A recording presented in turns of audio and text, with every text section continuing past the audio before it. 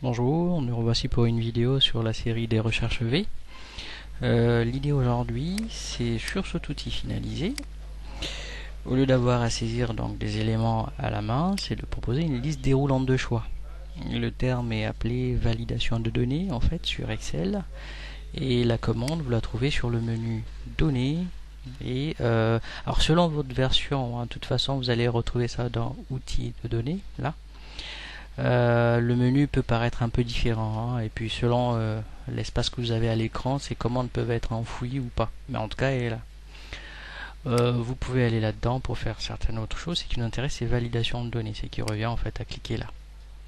Donc je clique dessus et je vais proposer donc une liste de choix. Alors ce qu'il faut comprendre, c'est que par principe c'est écrit autorisé tout, c'est pas anodin, une cellule Excel accepte tout et n'importe quoi.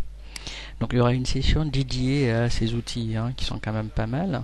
Ce qui nous intéresse, nous, c'est principalement la liste de choix. Donc du coup, voilà, je choisis liste et c'est binaire, j'ai juste à préciser la source.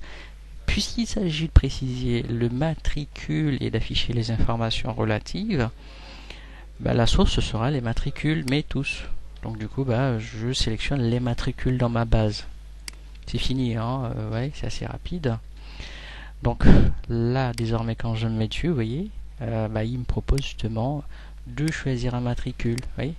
Donc ça peut être très intéressant pour des références de produits, des comptes clients. C'est extrêmement pénible en fait de le voir sans rappeler et puis de les saisir. Bon, pour ceux qui sont friands de la difficulté, allez-y, mais voilà, vous avez un outil assez simple.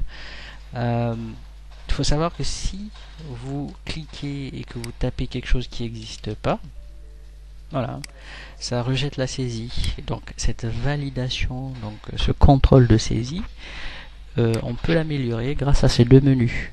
Message de saisie, c'est une fenêtre qui explique ce qui se fera en fait. C'est un message qui vous aide à savoir ce qu'on attend de vous là. Donc si c'est pas que vous qui allez l'utiliser, on va écrire quelque chose d'assez sympa. Donc on matricule ici, voilà. Et puis info nécessaire, on va dire, pour les compléments d'information. Je suis à court d'inspiration, veuillez excuser cela. Donc alerte d'erreur, c'est quoi? En fait, c'est le message qui s'affiche lorsque vous saisissez, donc vous voulez forcer la saisie et taper quelque chose qui n'existerait pas. Donc on peut intercepter ces messages-là et mettre notre message à la place. Si ces champs sont vides, le système affichera le sien qui n'a pas trop de sens. Donc on mettra, on va choisir uniquement, voilà, les ID présents. Voilà. Donc désormais, quand vous êtes là-dedans, il y a l'aide à la saisie. Si vous êtes ailleurs, pas. Si vous êtes dedans, si. Voilà. On va essayer à nouveau de forcer. Voilà, donc vous voyez à ce niveau, au lieu d'avoir le message barbare, voilà, on a ça, réessayer ou annuler.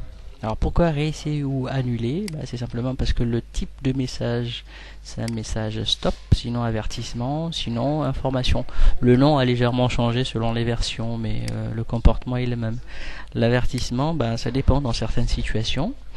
Vous souhaitez autoriser la personne, mais en l'avertissant, par exemple, que son traitement prendra plus de temps ou qu'il est hors du périmètre. Mais il peut forcer, oui. Voilà. Donc voilà la session d'aujourd'hui sur les validations de données. C'est le nom technique donc de cette liste déroulante de choix. Quand vous en mettez une, pour vous en débarrasser, vous devez passer à nouveau là, et vous avez un bouton effacer tout qui sert à enlever donc toutes les options qui ont été mises en place. Voilà. Ça redevient une saisie classique.